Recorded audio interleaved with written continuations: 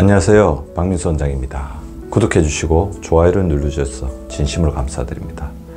여름철에 굉장히 중요한 건강의 과제이죠. 바로 물 마시기에 대해서 말씀을 드리려고 합니다. 오늘의 주제는 물 마시는 최소한의 원칙을 지켜야 세포 건조, 만성염증을 막을 수 있다. 그런 주제로 말씀을 드리려고 하는데요. 병원에서 진료를 할 때 우리 병원을 찾는 환자분들에게서 가장 많이 나타나는 질병의 선행 원인 중에 하나를 꼽으라고 한다면 바로 만성적인 탈수 상태입니다. 근데 이런 증상이 더욱더 심해지는 시기가 있죠. 바로 여름철입니다. 여름철이 되면 탈수 현상이 더 일어나기가 쉽죠.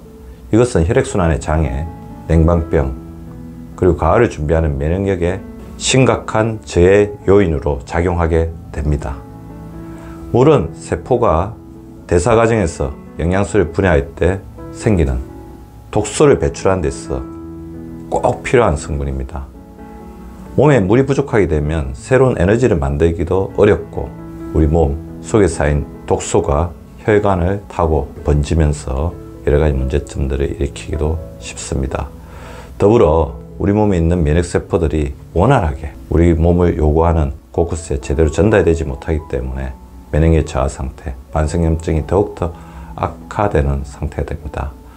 특히 장과 혈액 속에 쌓인 이런 여러 가지 독소나 노폐물들을 원활하게 밖으로 배출시키는데 가장 중요한 매개체가 바로 물이기 때문에 물이 부족하게 되면 그야말로 우리 몸은 노폐물의 저장 창고가 되기 십상입니다. 따라서 물을 잘 마시지 않는 사람들이 기운이 없고 피로감이 많은 이유도 이 때문입니다. 그래서 저는 만성적인 어떤 무기력증, 만성피로, 기능의 저하를 호소하시는 분들이 보시게 되면 일단 가장 먼저 충분하게 수분을 오늘 제가 말씀드리는 원칙에 맞추어서 섭취하도록 권유를 드리고 있습니다. 여름철에는 특히 우리 물 마시기에 더욱더 주의를 해야 되는데요. 땀 등으로 수분 소모가 굉장히 많아지죠. 시간당 2컵 이상은 마셔야 됩니다. 그리고 운동할 때도 역시 시간당 2컵 이상 마셔야 되는데요. 목이 마르다는 느낌은 중요한 내 몸의 신호이죠.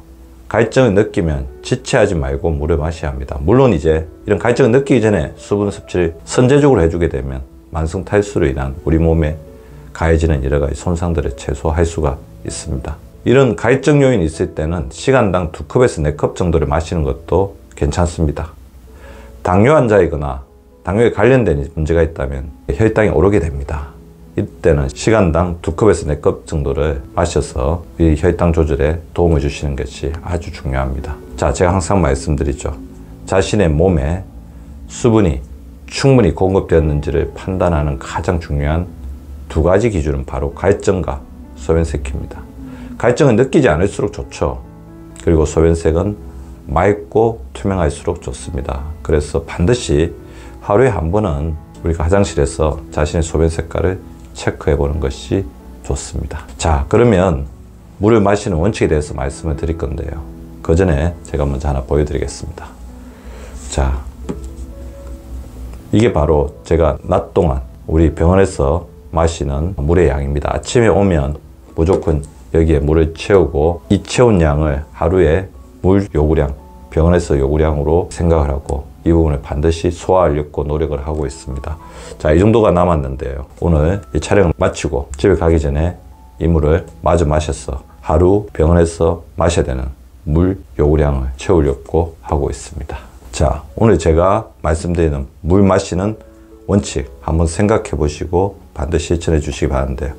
커피나 차 등의 음료를 마실 때는 반드시 물 한 잔을 더 마셔 주시기 바랍니다. 제가 항상 말씀드리죠. 커피나 차 등은 물에 반대 성격을 가진 이뇨작용을 하던 반대물이기 때문에 이때는 물로 반드시 보충을 해 주어서 빠져나가는 물을 보충시켜 주는 것이 필요합니다. 자, 식사 시간이 아닌데 배가 고프다. 그럴 때는 물 한 잔을 반드시 마셔 주십시오. 이것은 갈증을 우리 머리에서 배고픔으로 착각하게 만드는 일종의 오인된 신체 신호일 수 있습니다. 자, 배가 고플 때는 물 한 잔을 먼저 마셔 보시기 바랍니다. 그리고 운동 후에는 반드시 물 2잔을 보충해 주시기 바랍니다. 그리고 아침에 일어나게 되면 물 한 잔을 반드시 바로 마셔 주시기 바랍니다. 저 같은 경우는 아침에 일어나자마자 물 한 잔을 마시고 병원에 오기 위한 여러 가지 준비를 하죠. 그래서 병원으로 나서기 전에 또 물 한 잔을 마셨어. 집에서 아침에 있는 동안 물 2잔을 보충해주고 있습니다. 1~2시간 간격으로 물을 마시되 물 한 컵을 여러 번에 걸쳐 나누어 마시게 되면 물의 맛이란 것을 느낄 수 있는 좋은 계기가 될 수 있습니다. 그러니까 물을 음식을 드시듯이 음미하면서 드신다는 거죠. 저 같은 경우는 말씀드린 것처럼 아침에 나서 한 잔, 병원으로 나서기 전에 한 잔, 그리고 병원에 도착하자마자 아까 말씀드렸던 이 병에 물을 받으면서 바로 한 잔을 먹어줍니다. 그리고 오전에 근무하는 중간에 한 잔을 마시고, 그러니까 식사 전후가 또 중요하죠. 식사 전후에는 될 수 있는 대로 물을 마시지 않는 게 좋습니다. 미리 이렇게 물을 마셔 두었다가 식사 전후에는 아무래도 원활한 소화액의 분비를 위해서 물을 바로 마시지 않는 것이 좋겠죠. 그래서 식사 전 30분에 마시고요. 식사를 하고 나면 2시간이 지나서 마셔서 소화액이 원활하게 소화작용에 잘 사용될 수 있도록 도와주는 것이 좋습니다. 그러니까 우리가 일과생활을 하는 동안 수분 섭취가 만약에 부족하다고 한다면 식사 전후로 이제 물을 마실 수는 있겠지만 미리 이제 충분히 마시고 식사 전에는 30분까지 수분 섭취를 원활하게 하고 식사를 하고 나면 2시간 지나서 물을 마셔가지고 식사 중에 소화액이 원활하게 음식물을 소화하는데 도움을 줄 수 있도록 하는 것이 좋습니다. 그러면 말씀드린 것처럼 저는 이제 병원에 오게 되면 한 잔, 오전 근무 중에 한 잔, 그 다음에 점심식사 30분 전에 한 잔, 그 다음에 점심식사 끝나고 나서 2시간이 지난 다음에 오후에 한 잔, 집으로 이제 퇴근하기 전에 한 잔 정도를 마시면 아까 제가 말씀드렸던 이 병에 해당된 하루 물 요구량을 거의 다 소진하게 됩니다. 그리고 집에 가자마자 한 잔 마시고요.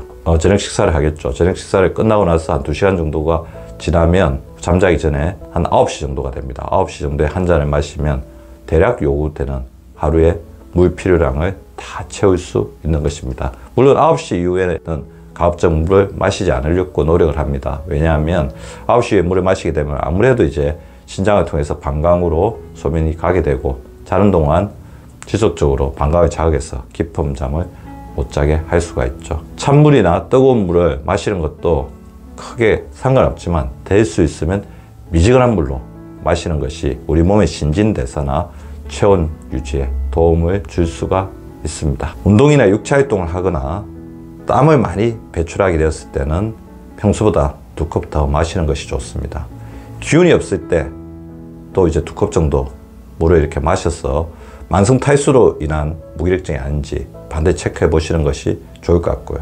상당수에서 물을 2컵 마셨을 때 에너지가 솟아나고 우리 몸에 쌓인 노폐물이 배출되고 혈액순환이 좋아지면서 무기력증이 해결되는 경우가 있습니다. 각종 음료나 술을 마시거나 담배를 피울 때도 평소보다 2컵 더 물을 마셔주시기 바랍니다. 오늘 제가 말씀드린 물을 마시는 원칙을 반드시 실천하셔서 우리 몸이 만성 탈수로 인한 세포건조, 만성염증의 굴레에서 고생하는 것을 선제적으로 예방해 주시기 바랍니다. 오늘도 시청해 주셔서 감사드립니다. 유쾌한 하루, 건강한 하루 보내시기 바랍니다. 구독과 좋아요는 박미수 박사TV를 지속시키는 생명력입니다. 많이 구독해 주시고 좋아요를 눌러 주시기 바랍니다. 항상 감사드립니다.